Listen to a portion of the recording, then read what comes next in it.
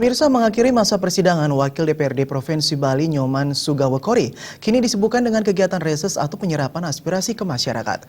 Reses kali ini dilaksanakan di Banjar Adat Kubu Anyar, Desa Menyali, Kabupaten Buleleng.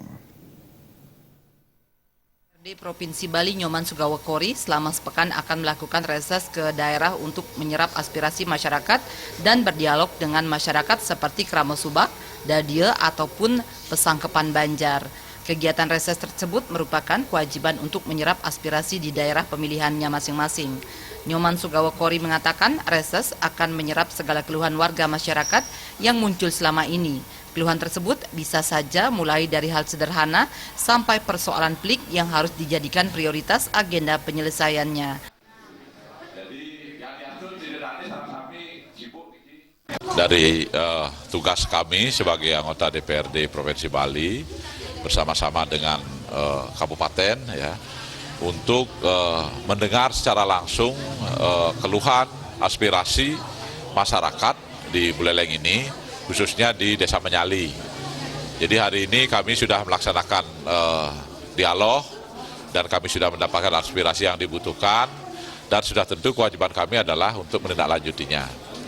Kami sangat bergembira karena di alam pedesaan di Menyali ini gotong royong ya, kemudian juga kebersamaan di dalam melaksanakan tugas-tugas agama dan adat ini telah dapat dilaksanakan dengan sebaik-baiknya.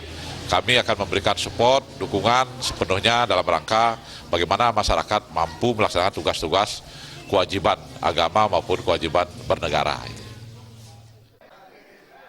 Anggota DPRD Kabupaten Buleleng, Gede Suparmen yang ikut dalam kegiatan reses mengatakan, segala hal yang menjadi keluh kesah masyarakat harus diserap dan ditampung lalu dirumuskan.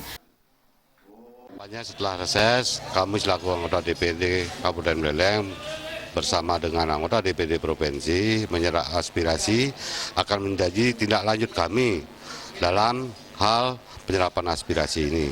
Apapun aspirasi itu adalah sebagai catatan kami akan menjadi perjuangan kami bagaimana menindaklanjuti keinginan-keinginan masyarakat untuk mengembangkan pembangunan di desanya masing-masing.